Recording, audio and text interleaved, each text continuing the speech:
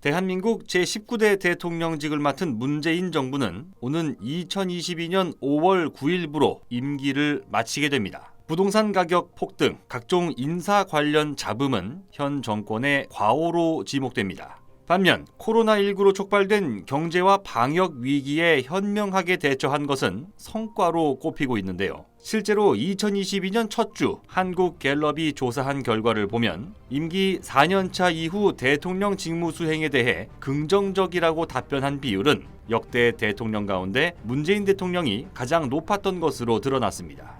하지만 가장 성공했다는 평가를 받을 뻔했던 현 정부 입장에서 가장 큰 아쉬움으로 꼽히는 것이 있는데요. 바로 북한입니다. 남북관계 개선이 문재인 정부의 가장 큰 성과가 될 수도 있었지만 결론을 내지 못한 채 표류하고 있기 때문입니다. 2016년 미국의 역대 공화당 후보 가운데 최다 득표를 얻으며 당선된 도널드 트럼프 전 대통령은 2017년 들어 북한의 미사일 발사 시험을 두고 북한을 완전히 파괴하겠다는 등의 강경 발언을 내놓습니다.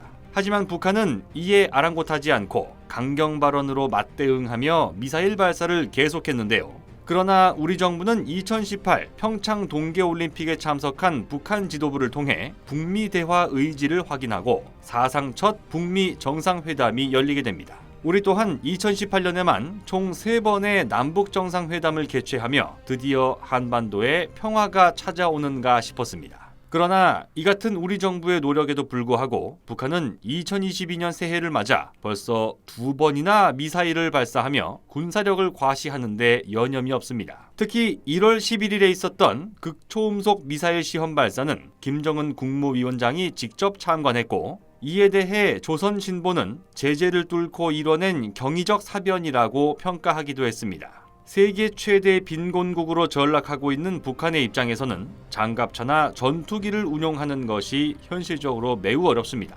따라서 그들은 미사일과 같은 비대칭 전력 강화를 통해 국제사회에서 자신들의 목소리를 내기 위해 안간 힘을 쓰고 있는 상황인데요. 그런데 국내 연구진이 미사일을 방어할 수 있는 레이저를 개발하는 데 성공했다는 소식이 전해짐에 따라 북한의 미사일 공포를 조금이나마 덜어낼 수 있을 것으로 기대를 모으고 있습니다. 국방과학연구소는 지난 1월 12일 보도자료를 내고 하늘에 있는 목표물을 향해 발사된 휴대용 미사일을 무력화시킬 수 있는 기술을 우리나라가 독자 개발하고 실제 비행 시험을 통해 그 성능을 검증했다는 소식을 전했습니다.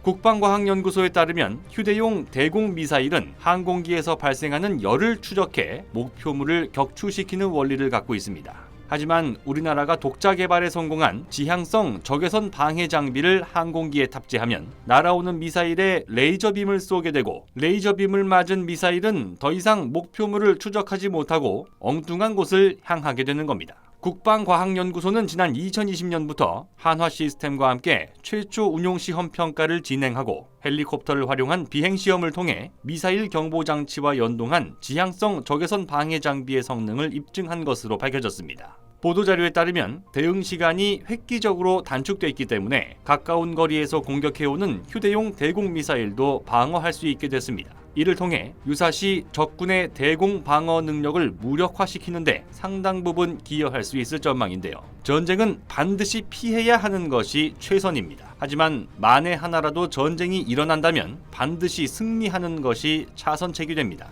따라서 우리가 반드시 이길 수밖에 없는 강력한 군사력과 기술을 갖춘다면 도발은 있을지언정 전쟁은 막을 수 있을 텐데요. 새해 벽두부터 북한은 공해상에 미사일을 발사하며 무력 시위를 이어가고 있습니다만 이제 2번 다시는 5천만 대한민국 국민이 살고 있는 우리 영토를 침범하는 일이 없기를 바랍니다. 곧 새로운 내용으로 다시 찾아뵙겠습니다. 좋아요 버튼과 구독 버튼을 눌러주시면 더 좋은 내용으로 보답하겠습니다. 감사합니다.